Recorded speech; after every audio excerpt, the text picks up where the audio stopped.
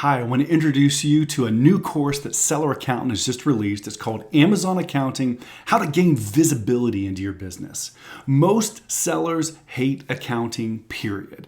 Fooling with the numbers, fooling with the back office stuff is not what you love to do.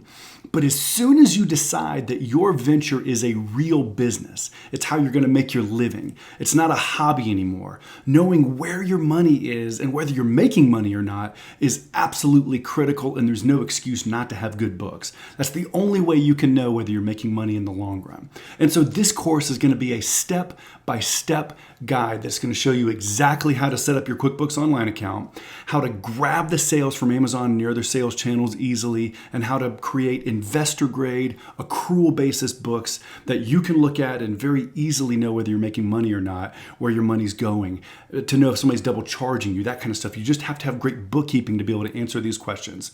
And so this course is going to be great for a growing seller who has, again, decided this is a business. It's not a hobby. This is my business.